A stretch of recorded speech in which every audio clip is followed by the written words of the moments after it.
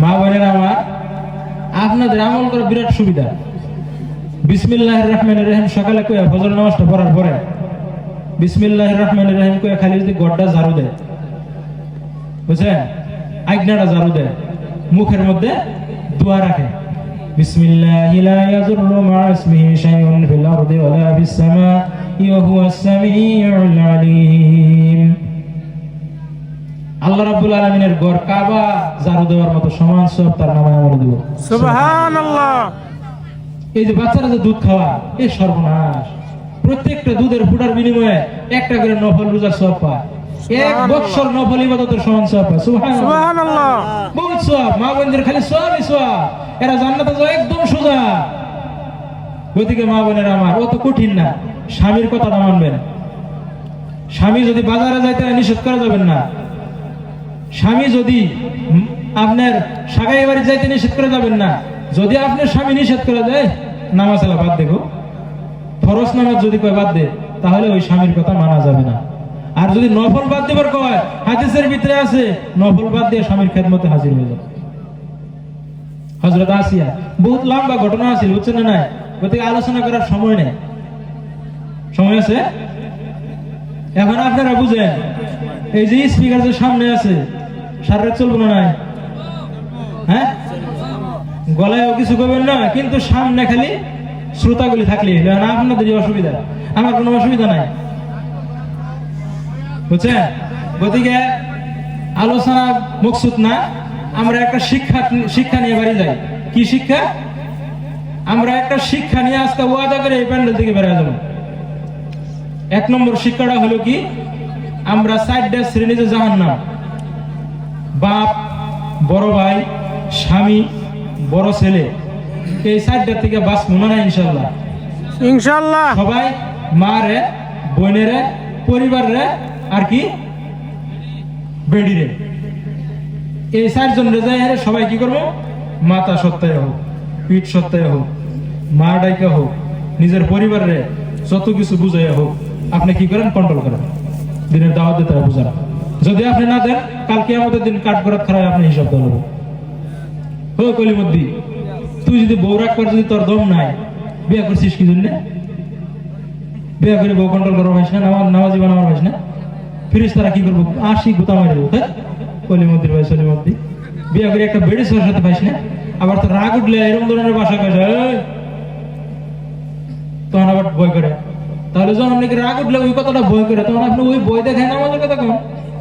ও, আপনি নামাজের কথা কন না, অন্য কথা কন। গতিকে এই জন্য জান নামাজ চলাবো।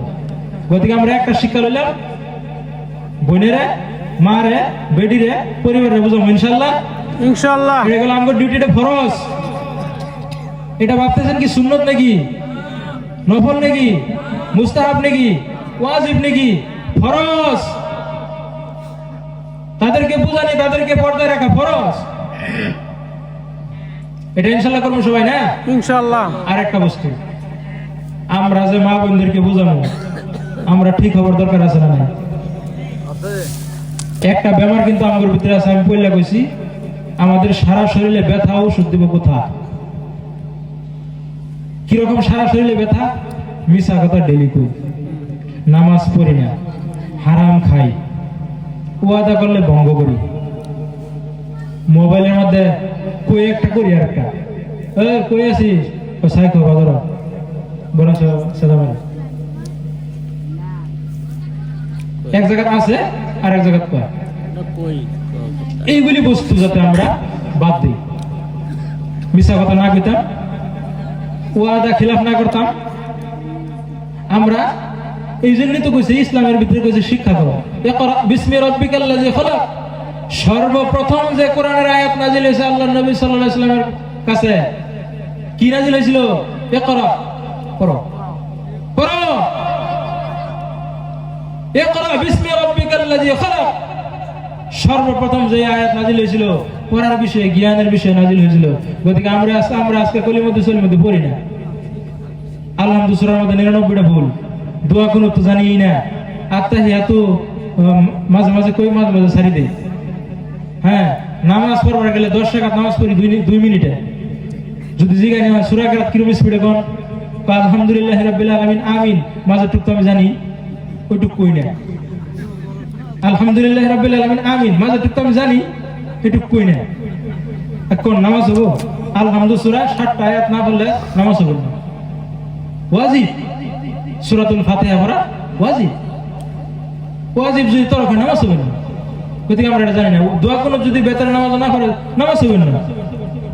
কোথায় গেলে আমরা শিক্ষা নাই। মিশা কথা কোন টাইমে কওয়া যায় এটা আমরা জানি না।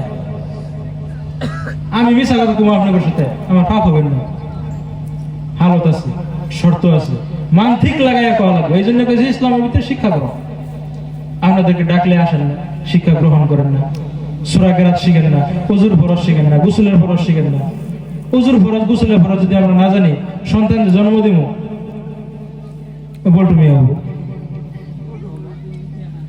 বাপ মার উপরে 3টা ফরজ আছে। বাপ মা যদি 3টা ফরজ আদায় না করে সন্তানের জন্য, সন্তানে বাপ মার উপরে 3টা ফরজ, সন্তানের উপরে বাপ মার উপরে 3টা ফরজ, উল্টা পাল্টা। বাপ মায়ে যদি 3টা ফরজ আদায় না করে তাহলে ওই সন্তানে 3টা ফরজ আদায় করবেন না, 60টা ফরজ তরফ করবে। গতিকে ওই দিকে যাওয়ার টাইম নেই। আমি তো আর বিদেশি মানুষ না, ভাড়া করে আনা লাগে না, আপনারা শুনতে পাবেন। গতিকে এখন একটা কথাই, আমরা কি শিক্ষা নিয়ে বাড়ি যেতেছি আজকে মাহফিল, কি শিক্ষাটা নিয়ে বাড়ির জন্য আমাদের দোয়া হবো এখন। সাইড জায়গাটা আমরা গুরুত্ব, মা বোন বেটি বেটি সহ পরিবার, ঠিক আছে মনে থাকবো তো। আর নিজে কি থাকবো, মিশা কথা কইবেন নয়, সুদ খাবেন নয়, বেইমানি করবেন নয়, সুগলখুরি করবেন নয়, 5 ওয়াক্ত নামাজ পড়বো, যেখানে টাইম হবো ওইখানে পড়বো, ঠিক আছে ইনশাল্লাহ। ইনশাআল্লাহ। হ্যাঁ, হাদিস ও মেলাটি কইছিলাম, ওইগুলি অর্থ করবার টাইম নেই। গতিকে ইনশাল্লাহ শেষ করে দিন কি করেন ইনশাল্লাহ। গতিকে ওয়াজ করতে করতে বেশি বক্তা হওয়া যাবে না, তারপর সুতারা তক্তা হয়ে যাবো, পরে যে ইনশাল্লাহ দোয়া করার মানুষ থাকবেন না। তারপরে যে মাইক ম্যানের মতন হবো, বুঝছেন না কথা না? হ্যাঁ, সবাই চলে গেছে, মানে হুজুরে চোখ বন্ধ করে ওয়াজ করে, কারণ মাঝে হাত দিয়ে টান মারে, চোখ বন্ধ করে ওয়াজ করতেছে।